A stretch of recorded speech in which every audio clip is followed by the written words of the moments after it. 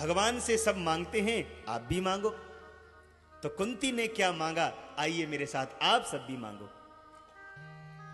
बांके बिहारी जी गिरिवर धारी जी हो, जाए छुपे हो कहाँ हमरी बारी जी हो, हमरी बारी जी हो।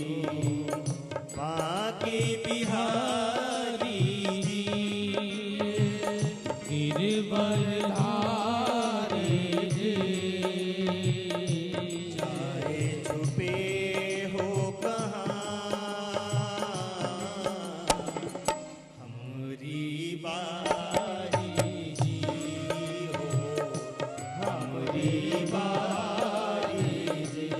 जय जय बांके बिहारी जी, जय जय गिरवर धारी जी, जय जय बांके बिहारी जी, जय जय गिरवर धारी जी। भाव से गाओ, क्या पता हमारी भी सुनने कन्हैया, हमारा भी नंबर लग जाए। भाव से गाओ, हरि बोल।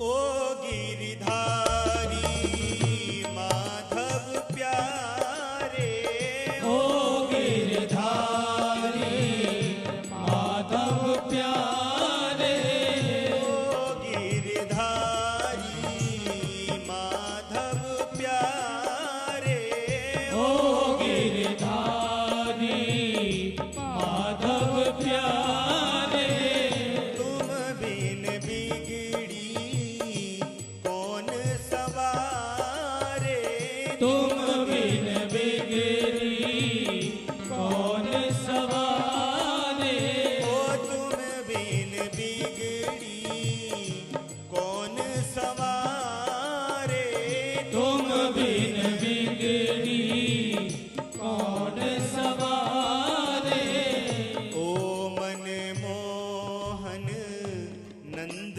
दुलारे, ओ मन मोहन नंद दुलारे, शरण तिहारी जी बांके बिहारी जी हो,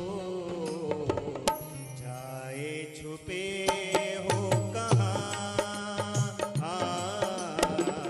हमरी बारी जी हो, हमरी बारी जी। जय जय बांके बिहारी जी, जय जय गिरवर धारी जी, जय जय बांके बिहारी जी, जय जय गिरवर धारी। गाइए भाव से हरि बोल।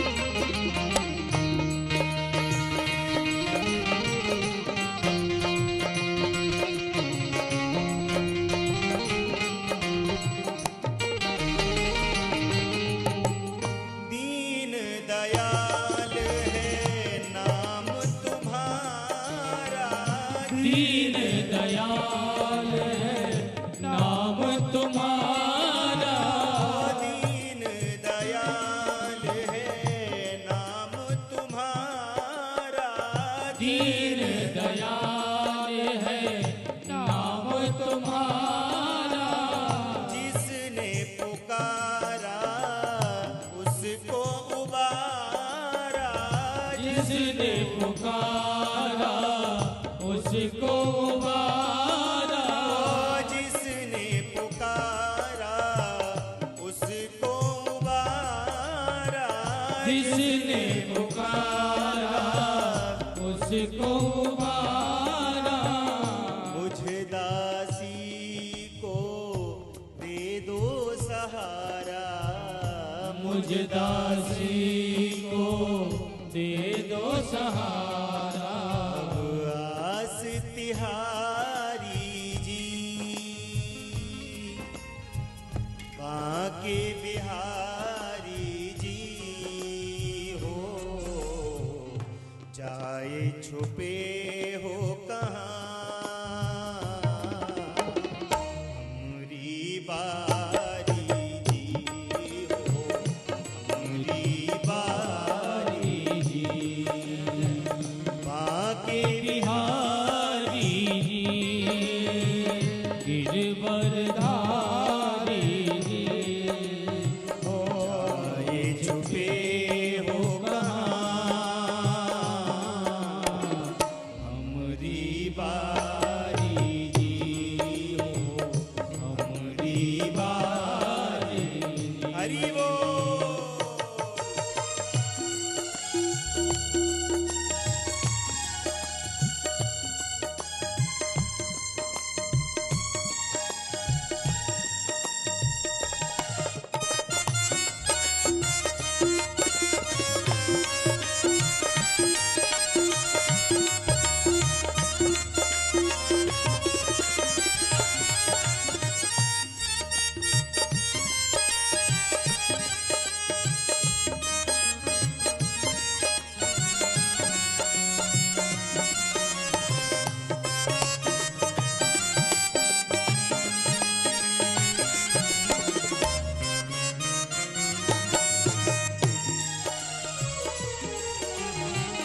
प्यारे मोहन छवि दिखला जा, प्यारे मोहन छवि दिखला जा, ओ प्यारे मोहन छवि दिखला जा, प्यारे मोहन छवि दिखला जा।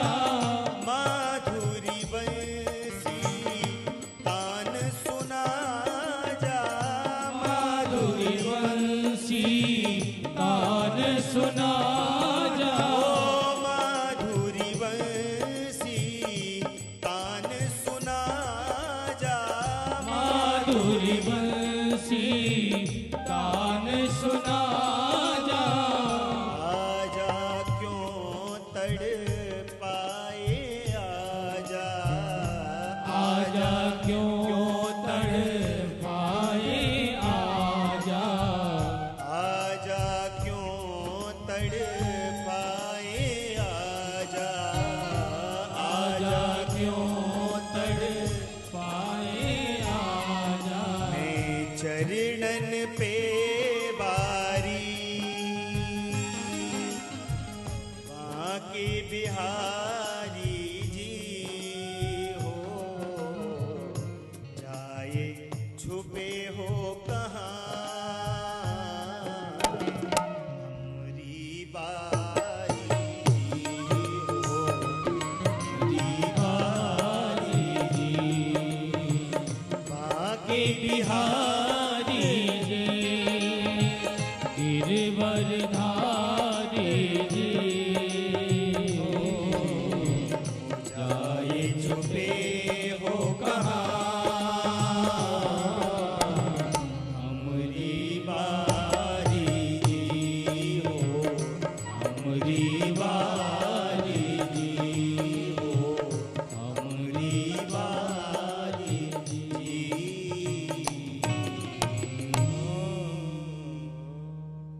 बोलो दीन बंधु भगवान की जय।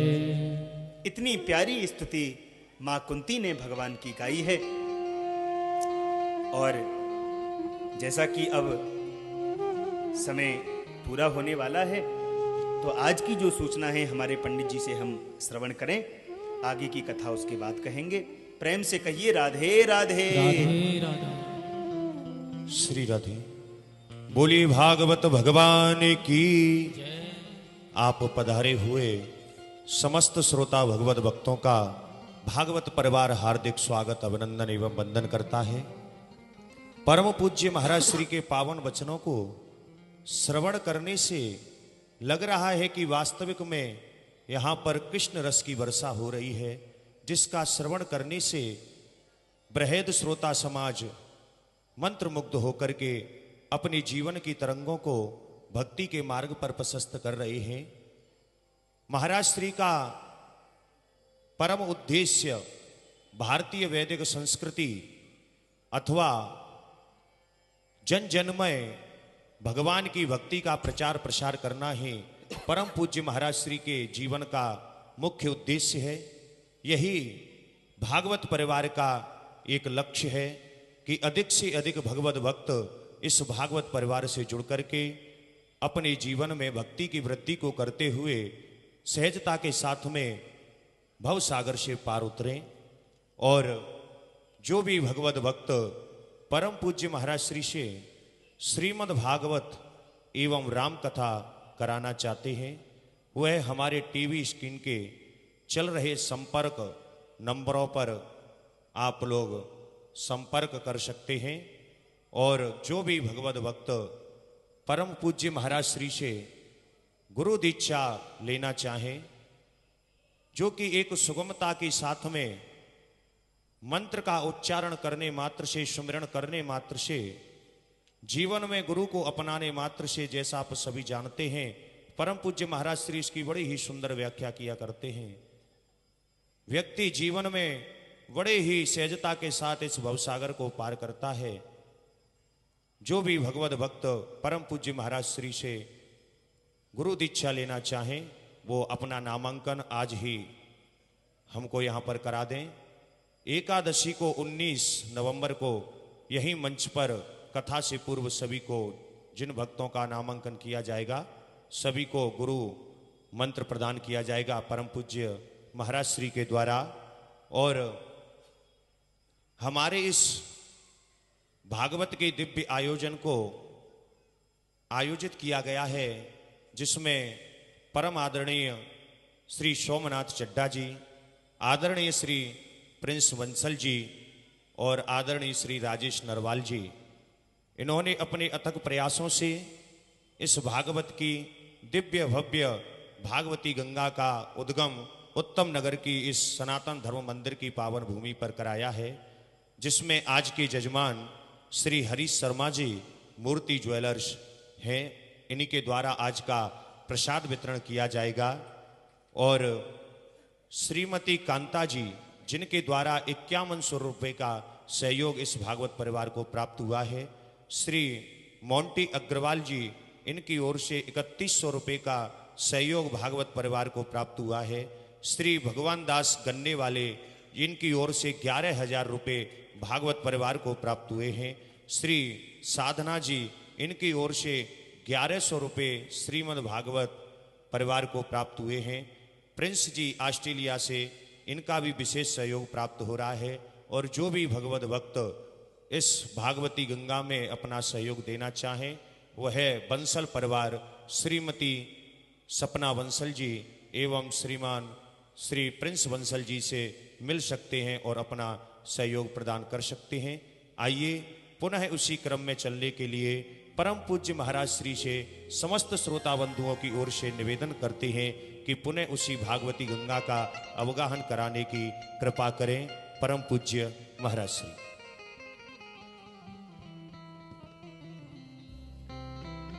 बोलो दीन बंधु भगवान की जय। जय श्री राधे, जय जय श्री राधे, जय जय श्री राधे श्याम। प्रेम से कहिए राधे राधे। राधे राधे। बहुत ही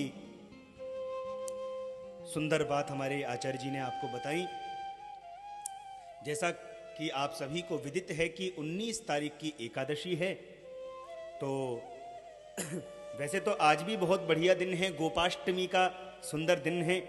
आज के ही दिन भगवान ने सबसे पहले गौचारण लीला की थी। कन्हैया ने जो वृंदावन में गैया चराई ना, तो आज के ही दिन भगवान पहली बार गैयाओं को लेकर के चराने के लिए गए थे। इसीलिए कार्तिक के शुक्ल पक्ष की अष्टमी का नाम है गोपाष्टमी। और हमारे जो राजेश जी बैठे हैं, इनके भैया हैं धर्मवीर जी, इनके घर में एक गैया है, बिल्कुल कामधेनु गाय। तो आज गोपाष्टमी के अवसर पर उन्होंने बड़ी सुंदर वीडियो उस गऊ के दूध को निकालते हुए मुझे सुबह फोन पर डाली थी। तो देख करके मुझे ऐसा ही लगा कि साक्षात वृंदावन की ही गैयाओं का और दूध काटते हुए कन्हैया का दर्शन हो गया क्या। हाँ, तो गोपाष्टमी के पावन पर्व की भी भागवत परिवार की ओर से आप सभी को बहुत बहुत शुभकामनाएं, बहुत बहुत मंगल कामनाएं। तो मैं कह रहा था कि जो लोग भी गुरु दीक्षा आदि लेना चाहते हैं तो एकादशी का दिन निर्धारित किया है, तो आप लोग आज से ही अपना नामांकन कराना प्रारंभ कर दें, ताकि जितने भी लोग आ जाएंगे उनकी सुविधा हम इसी मंच से यहीं पर बैठ करके व्यवस्थित रूप से कर देंगे। और बात रही सहयोग की, तो आप इस भागवत कथा को, मुझे लगता है उत्तम नगर में 5वीं शायद कथा है, ये 4थी या 5वीं, नहीं जी 4थी। तो इन 4 कथाओं में आपने ये देखा होगा कि हम कभी भी इस पवित्र मंच से किसी भी श्रोता से कोई मांग नहीं करते। कभी भी किसी ट्रस्ट के लिए, किसी उसके लिए हम कभी भी किसी भी प्रकार का कोई चंदा नहीं मांगते। और हमारे आदरणीय बंसल जी और सपना जी भी कहते हैं, गुरुजी हमें तो आनंद जब ही आता है जब हम स्वयं कथा कराएं। भाई देखो, दान में और चंदे में फर्क होता है। दान किसको बोलते हैं? बोले दान वो होता है जो स्वेच्छा से दिया जाए, अपने मन को प्रसन्न करके दिया जाए। और चंदा बोले जब 4-5 लोग घर पर जाते हैं मांगने के लिए, तो लोग बाग सोचते हैं इतने लोग आए तो शर्म के मारे दे भी देते हैं, पर अंदर से एक धुकधुकी हो रही होती है। रोज आ जाते हैं, कभी कोई भागवत के लिए आ जाते हैं, कभी कोई जागरण के लिए आ जाते हैं, चंदा नहीं। तो हमारे आदरणीय बंसल जी तो इनका कोई भाव नहीं था, लेकिन मैंने ही कहा, मैंने कहा देखो अच्छी बात है, और हमारे भी जीवन का लक्ष्य है कि हम इस मंच से केवल भारतीय वैदिक संस्कृति का और जन जन में भगवान की भक्ति का ही प्रचार करते हैं और जीवन भर करते रहेंगे। कोई हमारा प्रयास धन की ओर आकर्षित नहीं होगा, आप कभी नहीं देखेंगे। लेकिन फिर भी जिन्होंने अपनी स्वेच्छा से यहाँ पर दान दिया है, स्वेच्छा से सहयोग किया है, तो उनके मन की प्रसन्नता के लिए उनका नाम यहाँ से बोला जाना चाहिए, उनको भी आनंद प्रदान हो। और बाकी और भी जो लोग सहयोग अपने मन से स्वेच्छा से इस कथा में सेवा करने चाहें तो वो कर सकते हैं। हमारे डॉक्टर साहब और सपना जी यहाँ पर हैं ही हैं, तो आप इनसे आकर संपर्क करें। और जैसा कि हमने कल बताया था कि फोन पे जो बात करने का समय है वो रात्रि 9 से 10 बजे का है। टीवी स्क्रीन पर जो नंबर चल रहे हैं, आप कथा कराना चाहें, राम कथा या भागवत कथा, तो 9 से 10 बजे के बीच में आप हमें फोन पे भी बात कर सकते हैं। और व्यक्तिगत जो मिलना चाहें तो हमारे आदरणीय डॉक्टर साहब चड्डा साहब से आप हमारा एड्रेस पूछ सकते हैं, हम कहाँ ठहरे हुए हैं। तो सुबह 10 बजे से 11 बजे तक 1 घंटे का समय हमने वहाँ भी लोगों को दिया है। और ये तो मैंने आपको बता ही दिया था कल कि अब ये हर कथा में नियम रहा करेगा कि भागवत कथा होते ही 10-15 मिनट के लिए हम यहाँ नीचे बैठा करेंगे। तो जिनके मन में कोई कथा में सुनी हुई शंका रह जाए, मन में कोई बात रह जाए, तो आप आकर के उसका समाधान पा सकते। और डॉक्टर साहब पर तो मुझे कभी कभी हंसी आती है, जब हम नाम लेते हैं ना तो धीरे से ये मैडम जी को भी पंच कर देते हैं, बोले इनका भी नाम ले दो। बहुत अच्छे हैं। अच्छा एक बात बताऊं आपको, प्रेम से बोलो राधे राधे। अभी कुछ ही दिन पहले वृंदावन में अपनी कुटिया बनी, शायद मई में उसका गृह प्रवेश था। उत्तम नगर से भी काफ़ी लोग, हमारे जयपाल शर्मा जी और हमारे डॉक्टर साहब, हमारे चड्डा साहब, हमारे राजेश जी, सभी लोग वहां पर पधारे थे। अब एक आपको सत्य बात बताता हूं संसार की। कई बार लोग हमारे पास में आते, महाराज जी आपका आश्रम कहाँ है, कितने कमरे बने हुए हैं। अब मैं संकोच में बोलता, जी हमारा तो कोई आश्रम नहीं है, हम तो खुद अभी भैया रेंट पे रहते हैं। ठीक है, देख लिया कि गुरुजी रेंट पे रहते हैं, आश्रम वाश्रम नहीं है, तो फिर काहे के काम के गुरुजी। वृंदावन में आश्रम होता तो जाते गुरुजी के यहां एक दिन रुकते, तब तो ठीक था। तो मैं जब से डॉक्टर साहब से जुड़ा हूं तब से ही इनकी माताजी भी मुझसे हमेशा ही कहती थी, गुरुजी ਤੁਹਾਡੀ कोठी बनवा दूं, ਤੁਹਾਡੀ कोठी बनवा दूं। मैं कहता, माताजी आपका प्यार ही बना रहे, कोठी तो अपने आप बन जाएगी। तो आज जो वृंदावन में अपनी छोटी सी कुटिया ठाकुर जी ने बनवाई, उसका संपूर्ण श्रेय मैं हमारे डॉक्टर साहब को ही और हमारी सपना बंसल जी को ही दूंगा। क्योंकि जब मैं उस किराए के घर में रहता था तो भी ये इतने विनम्र भाव से, इनको ये मतलब नहीं था कि गुरुजी का आश्रम कितना बड़ा है, गुरुजी के यहाँ कितने कमरे हैं, बेचारे बड़े सद्भाव से जाते और मेरे साथ उसी मकान में एक दो दिन बिता करके आते। और इनके मन में यही भाव होता कि गुरुजी का ये जो जिस जगह पे घर है, ये जगह बहुत अच्छी है, यहीं गुरुजी का मकान बन जाए। ये सपना जी जब भी वहां से निकलती तो बोलती, गुरुजी आपकी कॉलोनी मुझे बड़ी अच्छी लगती है और मैं तो चाहती हूं यहीं आपका मकान बन जाए। इनकी वाणी ऐसी सच हुई कि भगवान की कृपा से 2-4 महीने में वहीं पर छोटी सी जगह ले ली। डॉक्टर साहब यहाँ से हमारा मार्गदर्शन करते रहे।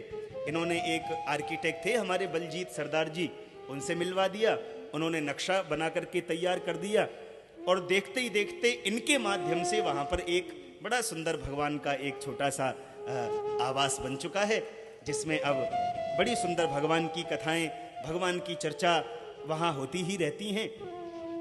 उसका संपूर्ण श्रेय मैं बंसल परिवार को देना चाहूंगा और एक बार जोरदार ताली आप हमारी सपना जी और डॉक्टर साहब के लिए बजा दें।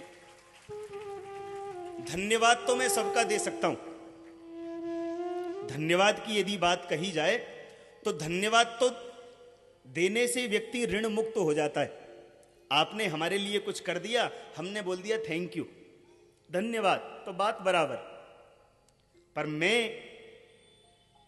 इस बंसल परिवार के आदरणीय डॉक्टर साहब और सपना जी के इस कार्य के लिए धन्यवाद नहीं दे सकता, क्योंकि मैं ये चाहता हूं कि मैं जीवन भर इनका ऋणी बन करके रहूं। मैं ये चाहता ही नहीं कि मैं इनके ऋण से उऋण हो जाऊं, क्योंकि इन्होंने ऐसी स्थिति पर मेरा साथ दिया। मैंने बहुत देखा, कई लोग आते थे, पूछते थे आश्रम कहाँ है महाराज जी, कहाँ आपका, तो जो सच्चे लोग होते थे वो तो जुड़ ही जाते थे, जैसे हमारे राजेश जी। इन्होंने भी बेचारों ने एक बार कथा सुन के इतना प्रेम इनका हमारा हो गया कि प्रत्येक वर्ष इनके यहाँ राम कथा होती है। ऐसे ही डॉक्टर साहब ने उस स्थिति में इस बालक का हाथ थामा और आज भी इन्हीं के उस अथक प्रयास से ये संभव हो पाया। तो मैं बहुत बहुत इनका ऋणी हूं। धन्यवाद की तो कोई बात ही नहीं बनती, धन्यवाद तो मैं देता ही नहीं।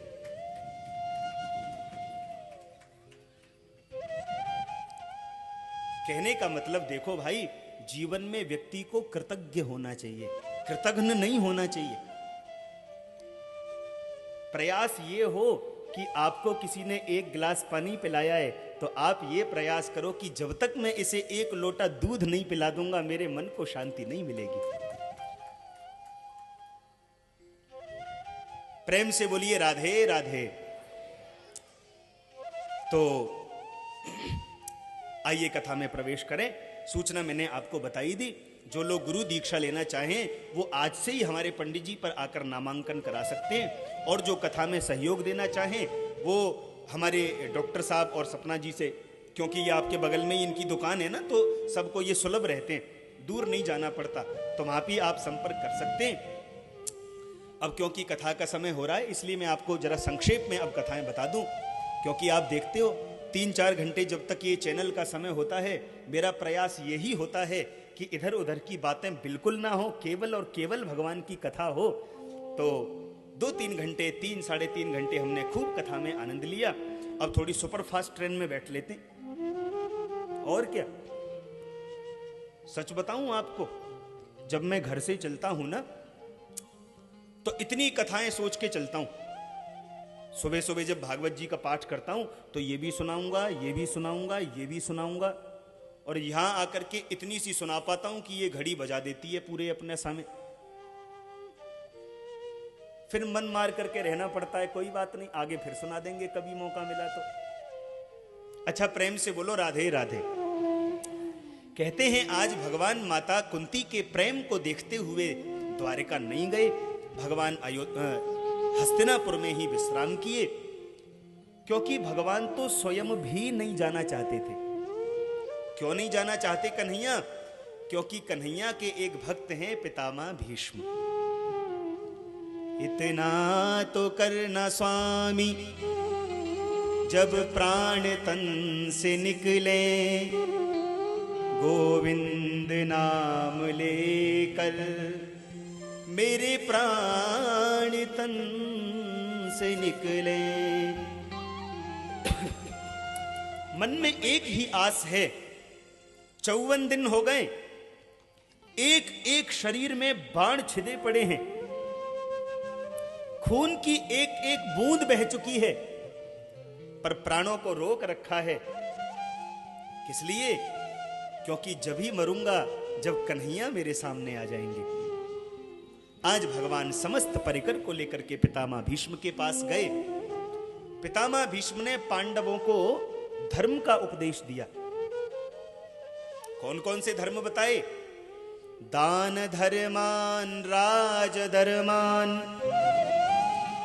मोक्ष धर्मान विभागशः, स्त्री धर्मान भगवद धर्मान, समास व्यास योगतः। 5 धर्म बतलाए। दान धर्म, राज धर्म, दान धर्मान, राज धर्मान, मोक्ष धर्म, स्त्री धर्म और भगवत धर्म। बेटा, आप गृहस्थी हो, गृहस्थी व्यक्ति को चाहिए खूब धन कमाओ। अरे घर में कितने खर्चे होते, बच्चे स्कूल जाते हैं, अरे अब कितने गिनाओ खर्चे ही खर्चे होते हैं गृहस्थी में। तो गृहस्थी के चलाने के लिए चाहिए कि गृहस्थी व्यक्ति खूब धन कमाए, पर धन कमाते हुए ये ध्यान रखे कि हमारा धन किसी को कष्ट दे करके तो नहीं आ रहा, हमारा धन किसी को पीड़ा दे करके तो नहीं आ रहा। और जितना भी धन न्याय से कमाए, उस धन में से 10वां भाग धर्म के लिए निकाले। धर्म के लिए माने भगवान के लिए निकाले। बड़ी ध्यान देने की बात। पितामह भीष्म कहते हैं पांडवों से, बेटा तुम राजा हो, और राजा कभी भी पुत्र का नहीं होता, पत्नी का नहीं होता, पिता का नहीं होता। अरे राजा तो संपूर्ण प्रजा का होता है, इसलिए संपूर्ण प्रजा ही राजा की है। तो राजा को चाहिए कि कभी भी अपने परिवार में और प्रजा में भेद नहीं करे। यदि दंड मेरे पुत्र ने दिया है तो जो प्रावधान, जो अपराध का प्रावधान पूरी प्रजा को है, वही प्रावधान मेरे पुत्र को भी होना चाहिए। ऐसा राजा को होना चाहिए। तमाम धर्म का उपदेश दिया और अंत में भगवान के मुख को देखते हुए पितामह भीष्म सभी संतों के सामने देखते ही देखते भगवान के चरणों में उन्होंने अपने प्राणों को विलीन कर दिया। बोलिए भक्त वत्सल भगवान की जय। अब देखो कहते हैं पितामह भीष्म को मुक्ति प्रदान करने के बाद में भगवान अपनी द्वारिका गए हैं। और द्वारिका में इधर जानते हो क्या हुआ? इधर वो जो थे ना, वो अभिमन्यु जी, उनकी पत्नी जो गर्भवती थी, उनके गर्भ से बालक हुआ। बड़े बड़े ब्राह्मण आए हैं, नामकरण किया। इनका नाम हम रखते हैं परीक्षित, और एक नाम हम इनका रखते हैं विष्णुरात, क्योंकि भगवान विष्णु ने गर्भ में जाकर के इनकी रक्षा की, इसलिए इनका नाम ही हम रखते हैं विष्णुरात। एक बहुत बड़ा संकट है इनके जीवन में। क्या? बोले तक्षका दात मनो मृत्युम द्विज पुत्रोपसर्जितात। तक्षक नाग आएगा, वो इनको काटेगा, तब इनकी मुक्ति होगी। पांडव तो डर गए, बाबा फिर मुक्ति कहां हुई, ये तो अकाल मृत्यु हो गई। बोले नहीं नहीं, इसको सांप काटेगा तो सही, परंतु सांप के काटने से पहले एक इतने परम संत, सिद्ध संत का इसको सान्निध्य मिलेगा कि इसकी तो साक्षात वैकुंठ में रिजर्वेशन की सीट कंफर्म हो जाएगी, कोई रोक ही नहीं सकता। फिर तो पांडव खुश हो गए। अरे गुरुजी, मरना तो सबको है ही, पर मरने के बाद में भगवान मिल जाए, इससे बड़ी उपलब्धि और क्या हो सकती है। ठीक है, भगवान भी आए। अब भगवान जब यहां से जाने लगे तो कहते हैं अर्जुन इनके साथ में गए। 7 महीने तक अर्जुन लौट करके नहीं आए, और 7 महीने बाद जब अर्जुन लौट करके आए हैं तो कहते हैं कि आज अर्जुन का मुख मलिन हो रहा है, चेहरे पर तेज नहीं है। युधिष्ठिर ने पूछा, भैया तुम्हारी ये दशा क्यों हो रही है? अरे जिस अर्जुन के गांडीव की टंकार जब चलती थी तो पूरा ब्रह्मांड कांप जाता था, आज उस अर्जुन का ये मुख तेजहीन हो रहा है, क्यों? क्या तुमने कोई गलत कार्य किया है? क्या तुमने कोई गौ हत्या की है? क्या तुमने कोई ब्रह्म हत्या की है? अर्जुन कुछ नहीं, शांत, बिल्कुल मौन बैठे हैं। अंत में युधिष्ठिर ने कहा, अर्जुन कहीं ऐसा तो नहीं कि तुम्हारे प्राण प्यारे कन्हैया ने तुम्हारा परित्याग कर दिया हो? इतना कहते ही अर्जुन तो आंखों से आंसुओं के पनारे निकालते हुए पछाड़ खाकर भूमि पर गिर पड़े और रोते हुए बोले, भैया हमारे कन्हैया इस धराधाम को छोड़ करके चले गए। कहते हैं इस बात को पीछे दरवाजे के कुंती सुन रही थी। कुंती के कान में जब ये शब्द गया कि कृष्ण अपने धराधाम चले गए, ध्यान से सुनना, कुंती ने तुरंत प्राण त्याग दिए। कुंती तुरंत मर गई। इतना प्रेम भगवान से करती हैं, ये समाचार सुन नहीं पाई कि कन्हैया चले गए। अब पांडवों ने सोचा भगवान भी चले गए, हमारी मैया भी चली गई, भैया अब हमको भी इस राज्य से थोड़ा मोह हटाना चाहिए। थोड़े दिन तक वहीं रहे। परीक्षित जी जब थोड़े से बड़े हुए तो छोटे से परीक्षित को राज्य सिंहासन पर बिठाया। कुछ मंत्रियों को बुला करके कहा, जब तक बालक बड़ा नहीं होता तब तक तुम इसकी सहायता करना, और फिर उसके बाद में ये चक्रवर्ती सम्राट बनेगा। इतना कहकर के पांडवों ने स्वर्गारोहण की यात्रा की और पांडव भी भगवान के धाम को चले गए।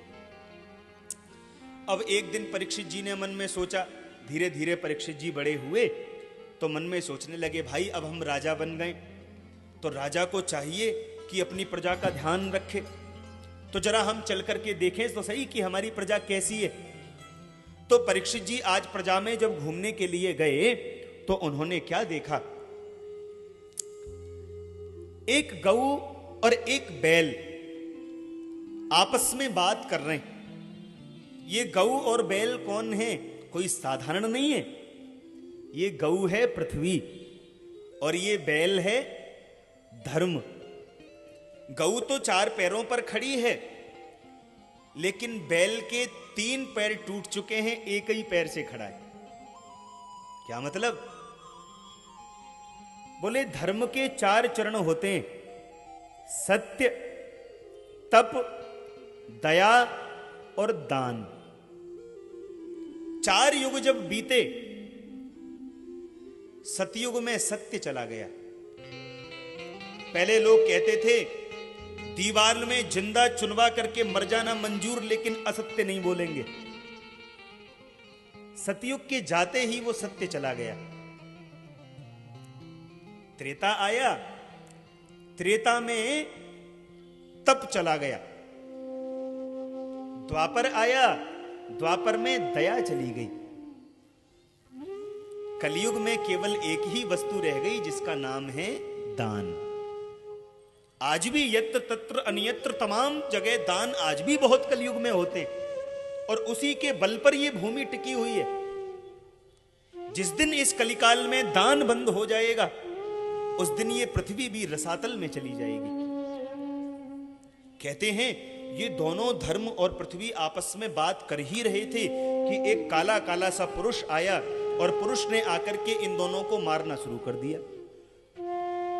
परीक्षित ने जब देखा, हे भगवान, इतनी सुंदर वार्ता हो रही थी, ये काला काला सा पुरुष कौन? क्या ये सोचता है कि भगवान कृष्ण चले गए तो अब गौओं का पालन करने वाला कोई नहीं बचा? तलवार निकाल ली और मारने के लिए उद्यत हो गए। कहते हैं कलयुग इतना चतुर है कि तुरंत परीक्षित के चरणों में गिर गया। रक्षा करो प्रभु।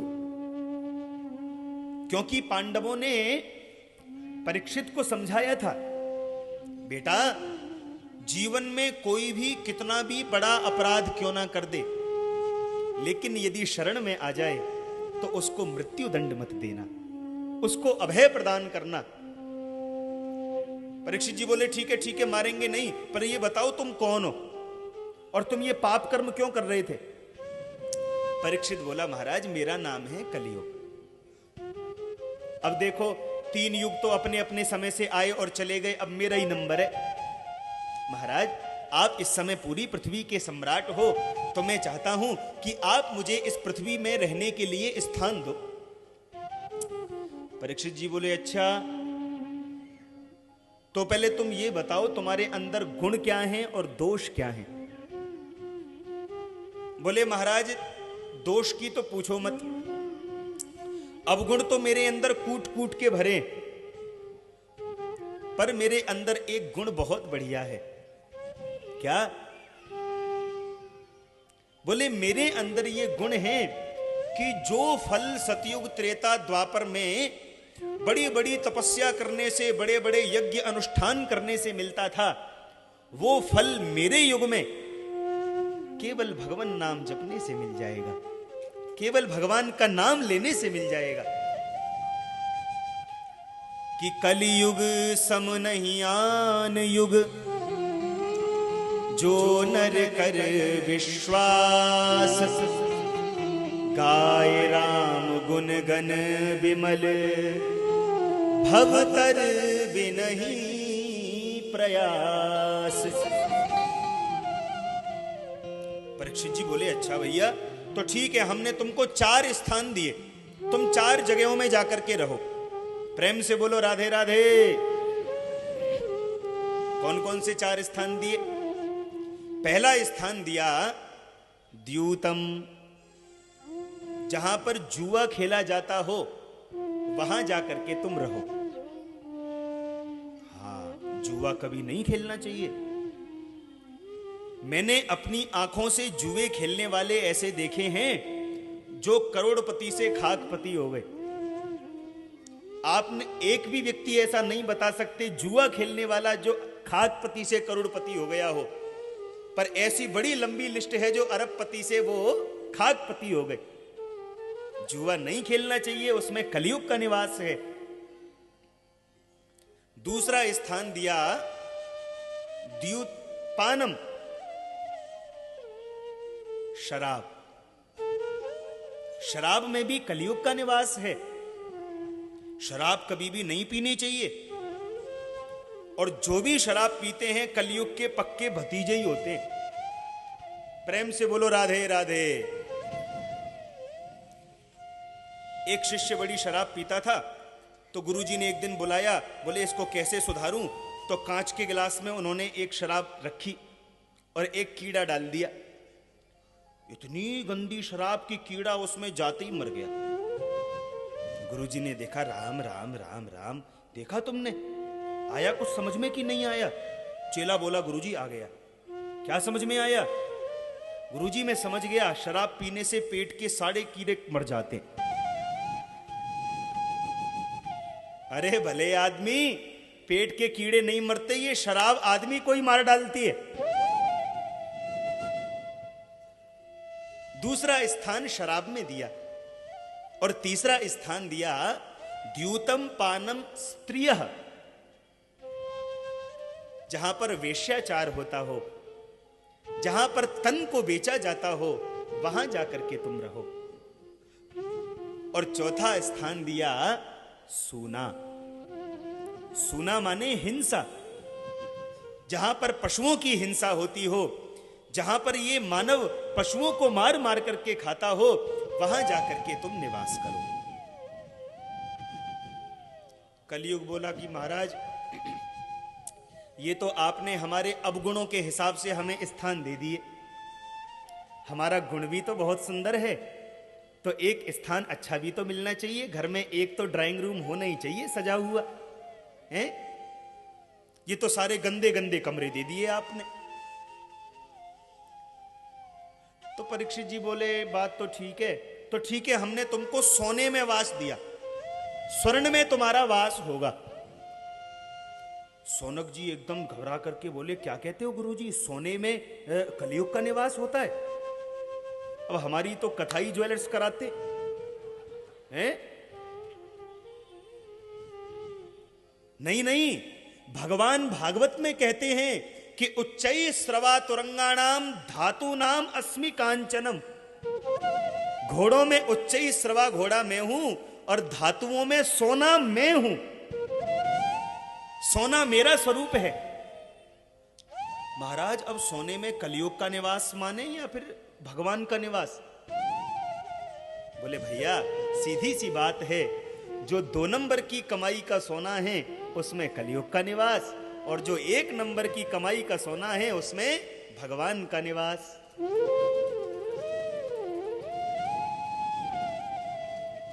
वैसे अब 2 नंबर का काम तो कर ही नहीं सकते हो, मोदी जी ने सब टाइट कर दिए। प्रेम से बोलो राधे राधे। बहुत अच्छे हमारे ये सभी स्वर्णकार हैं। और हरीश जी जो मूर्ति ज्वेलर्स वाले हैं, ये तो मेरे परम शिष्य भी हैं। इन्होंने पिछली बार मुझसे गुरु दीक्षा ली थी। सुखदेव स्वामी ने एक समाधान और दिया। एक सज्जन बोले, गुरुजी माफ करना, आजकल 1 नंबर का धन तो किसी के पास रहा नहीं है, 2 नंबर का ही धन होता है, कुछ और समाधान करो। बोले भैया कोई बात नहीं, 2 नंबर की कमाई से भी यदि सोना कभी घर में ले आओ तो उसको पवित्र करने के लिए स्वयं पहनने से पहले भगवान को पहना दो, क्योंकि भगवान की पहनी हुई वस्तु फिर भगवान की हो जाती है, और उसको हम प्रसाद रूप में जब पहनेंगे तो उसमें फिर भगवान का ही निवास होगा, कलयुग का निवास नहीं हो सकता। इतना कहकर के महाराज परीक्षित जी तो चले गए। परीक्षित जी के घर पे एक जरासंध नाम के राजा का मुकुट रखा है। जरासंध बड़ा पापी राजा।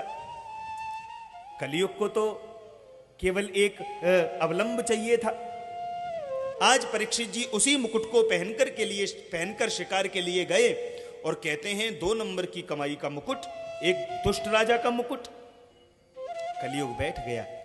जंगल में गए, बड़ी जोर से प्यास लगी, पानी की याचना की तो शमीक मुनि, ध्यान देना, समाधि में बैठे हैं। परीक्षित ने सोचा ये बाबा बड़ी झूठी समाधि का नाटक कर रहा है, मेरे घर में राजा आया है, पानी पिलाना पड़ेगा, भोजन कराना पड़ेगा, अभी देखता हूं इसकी समाधि झूठी है सच्ची।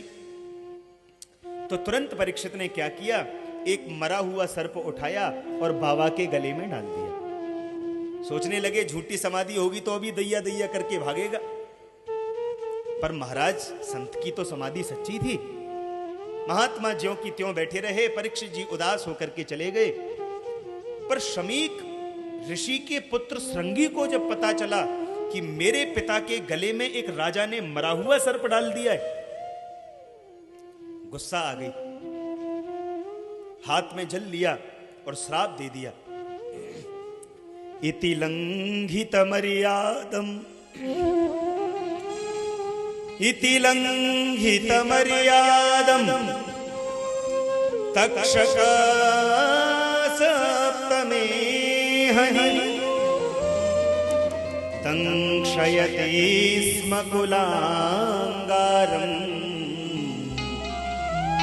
चोदितो मे ततद्रुहम्।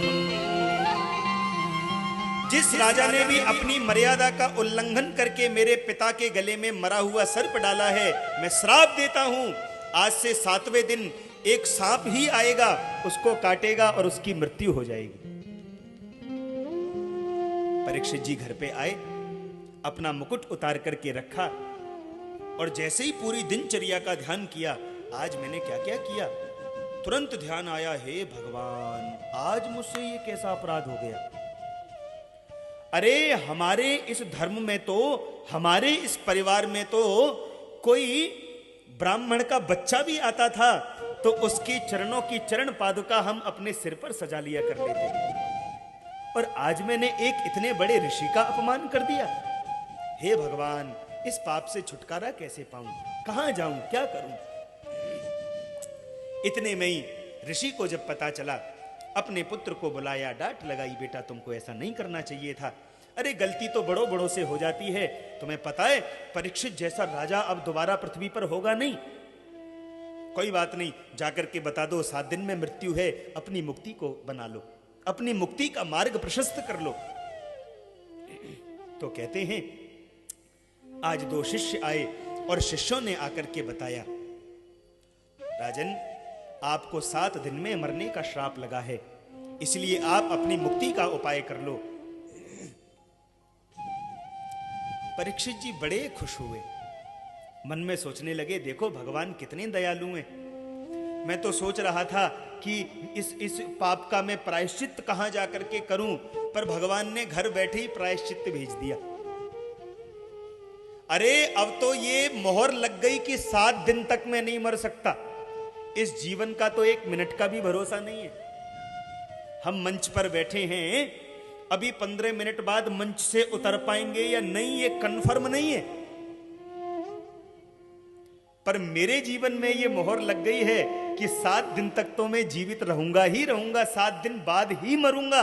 तो 7 दिन तो बहुत होते हैं। इतना सोच करके परीक्षित जी उठे, अपने पुत्र जन्मेजय को राज्य सिंहासन प्रदान कर दिया और पूरा राज्य छोड़ करके गंगा के किनारे आ गए और आनंद से अपनी उस मुक्ति के उपाय को सोचने लगे। और कहते हैं संपूर्ण संसार में जब पता चला कि परीक्षित जी को श्राप लगा है, इनकी मुक्ति होनी है, तो क्या करें। कहते हैं तमाम ऋषि आए, उन्होंने अपने अपने उपाय बताए, लेकिन एक ऋषि आए हैं, नाम है जिनका श्री सुखदेव भगवान।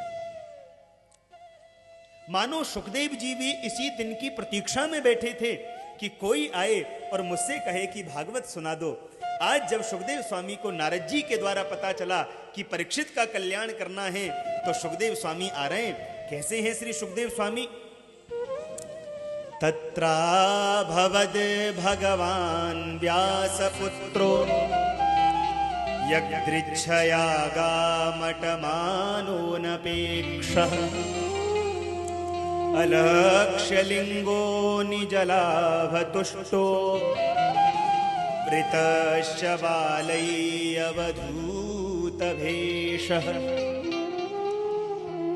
जब गर्भ में ब्रह्मास्त्र लगा था तो गर्भ में स्वयं भगवान ने जाकर के उस ब्रह्मास्त्र से बचाया, और आज एक ब्राह्मण के श्राप रूपी ब्रह्मास्त्र को जब लगा तो मानो साक्षात भगवान ही व्यास के पुत्र के रूप में श्री सुखदेव बनकर के परीक्षित के सामने आ गए। और सुखदेव स्वामी ने परीक्षित को 7 दिन और 7 रात्रि पर्यंत तक श्रीमद् भागवत की कथा सुना करके सुखदेव ने परीक्षित की मुक्ति कराई, संपूर्ण कथा सुनाई। सौनकादिक ऋषि बोले, गुरुजी क्या क्या सुनाया, जरा विस्तार से सुनाओ ना। तो सूत जी बोले कि ऋषियों, ये तो मैं कल 3:30 बजे से ही सुनाऊंगा, अब तो टाइम हो गया है। अब देखो हमारे बीच में श्री सुखदेव स्वामी आ रहे हैं, आ भी रहे हैं कि नहीं? तो सुखदेव स्वामी बोलो सुखदेव भगवान की। आहा भाई वाह, एक बार जोरदार ताली हमारे श्याम भैया के लिए बजा दो। बोलो सुखदेव भगवान की। हमारे व्यास मंच की शोभा सुखदेव जी से ही है।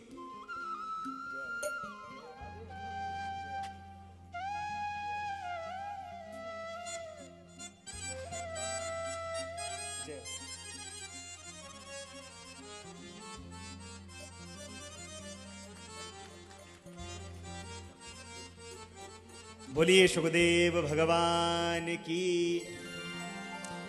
आज हम जितनी भी भागवत कर रहे हैं ना, सब श्री सुखदेव स्वामी की ही झूठन है, इनका ही प्रसाद है जो आज हम सब सुन करके आनंद ले रहे हैं। अब सुखदेव स्वामी आ गए।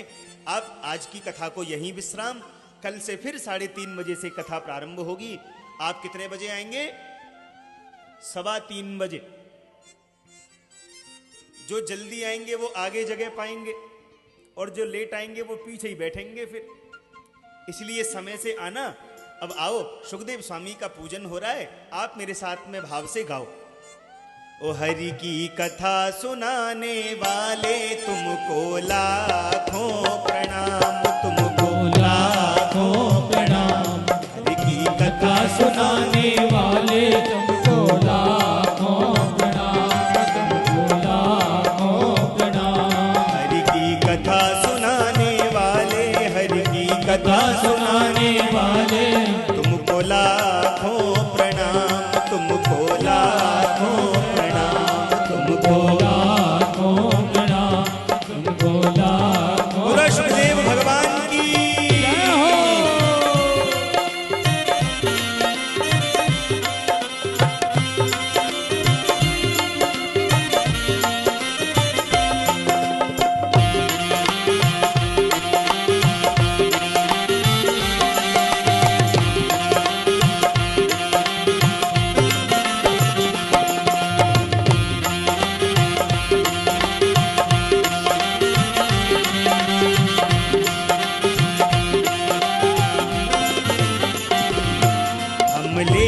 विष का प्याला जा रहे थे यम के गाला, हम लेकर विष का प्याला जा रहे थे यम के गाला।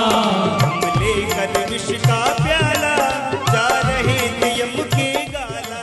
हम लेकर विष का प्याला जा रहे थे यम के गाला।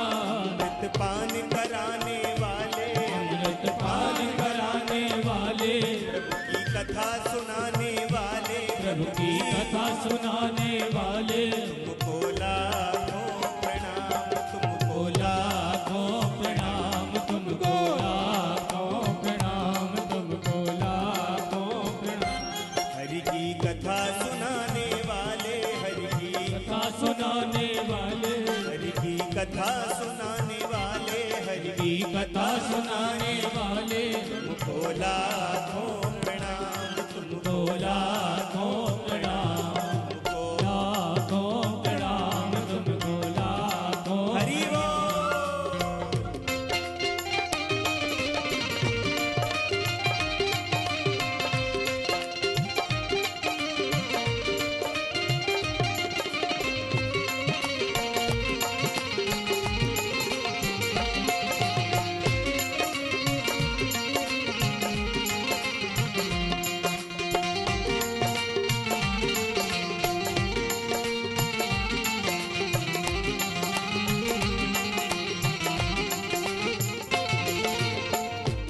बड़ी आनंद की बात है। ओ हम पार तेरा क्या पाए, बस शीश झुका यही गाएं। हम पार तेरा क्या पाए, बस शीश झुका यही गाए। हम पार तेरा क्या पाए, बस शीश झुका यही गाएं। हम पार तेरा क्या पाए, बस शीश झुका यही गाए। निश्चल प्रेम लुटाने वाले, निश्चल प्रेम लुटाने वाले, निश्चल प्रेम लुटाने वाले, निश्चल प्रेम लुटाने वाले। तुमको लाखों प्रणाम, तुमको लाखों प्रणाम, तुमको लाखों प्रणाम, तुमको लाखों प्रणाम। हरि की कथा सुनाने वाले, हरि की कथा सुनाने वाले, हरि की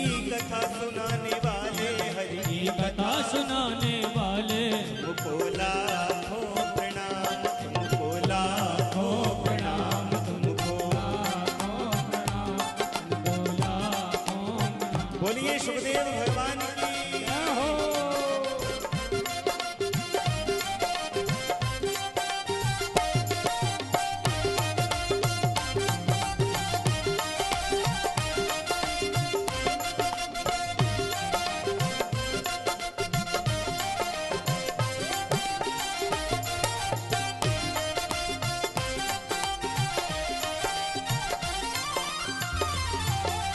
घट घट अंतर्यामी कही विमल भागवत वाणी। घट घट अंतर्यामी कही विमल भागवत वाणी। तुम घट घट अंतर्यामी कही विमल भागवत वाणी। तुम घट घट अंतर्यामी कही विमल भागवत वाणी। प्रभु का दर्श कराने वाले, प्रभु का दर्श कराने वाले, प्रभु का दर्श कराने वाले, प्रभु का दर्श कराने वाले। तुमको लाखों प्रणाम, तुमको लाखों प्रणाम, तुमको लाखों प्रणाम, तुमको लाखों प्रणाम। हरि की कथा सुनाने वाले, हरि की कथा सुनाने वाले, हरि की कथा सुनाने वाले, हरि की कथा सुनाने वाले। तुमको लाखों प्रणाम, तुमको लाखों प्रणाम, तुमको लाखों प्रणाम, तुमको लाखों प्रणाम, तुमको लाखों प्रणाम, तुमको लाखों प्रणाम, तुमको लाखों प्रणाम, तुमको लाखों प्रणाम।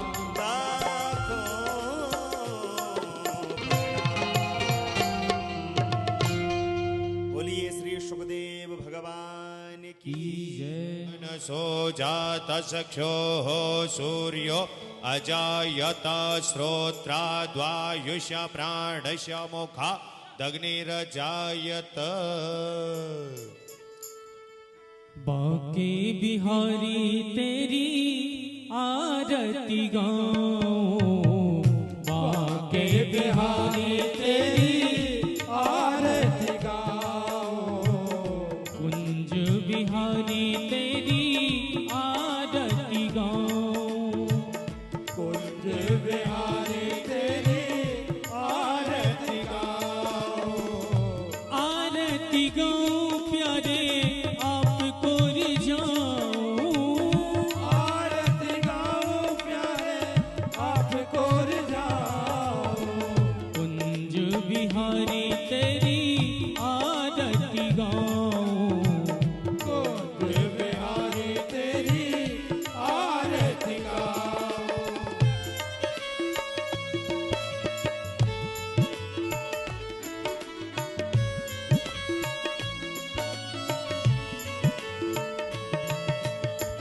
मोर मुकुट तेरे शीश पे सो है। मोर मुकुट तेरे शीश पे सो है। प्यारी बंसी मेरो मन मोह है। प्यारी बंसी मेरो मन मोह है। या बंसी पे मैं बल बल जाऊं। या बंसी पे बल बल जाऊं। कुंज बिहारी तेरी आरती गाऊं। कुंज बिहारी तेरी आरती गाऊं। चरणों से निकली है गंगा प्यारी। चरणों से निकली है गंगा प्यारी। जिसने सारी दुनिया तारी। जिसने सारी दुनिया तारी। उन चरणों को मैं शीश नवाऊं। उन चरणों को मैं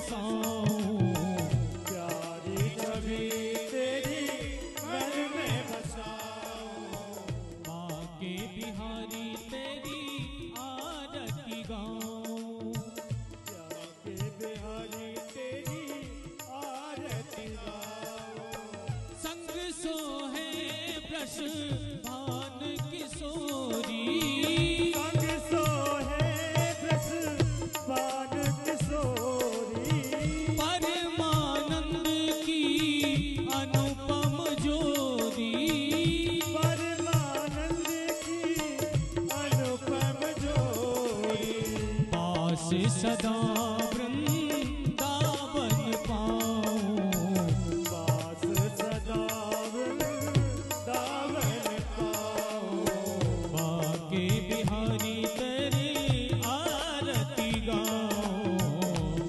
के बिहारी तेरी आरती गाऊं, कुंज बिहारी तेरी आरती गाऊं, कुंज बिहारी तेरी आरती गाऊं।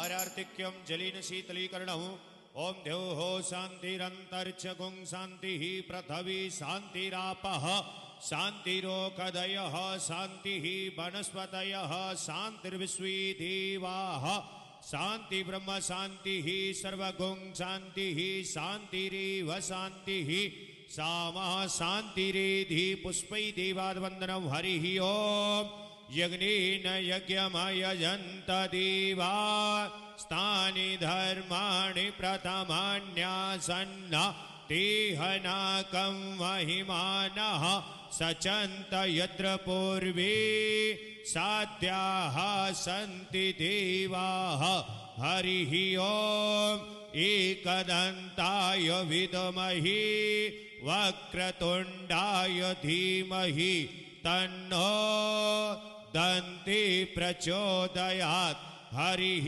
ओम् हंस हंसाय विद्महे परमहंसाय धीमहि तन्नो शोक प्रचोदयात् सेवन्ति कावकुलचम्पकपाटलाब्जै पौन्नागजाति करवेलरसालपुष्पै बेल्वा प्रबाल तुलसी दलमाञ्जरीभिः त्वां पूजयामि जगदीश्वर मे प्रसीद नानासुगन्धपुष्पाणि यथा कालोद्भवानि च पुष्पाञ्जलिर्मया दत्त गृहाण परमेश्वर मंत्रपुष्पाञ्जलिं समर्पयामि श्री प्राणपुरुषोत्तमाय नमः।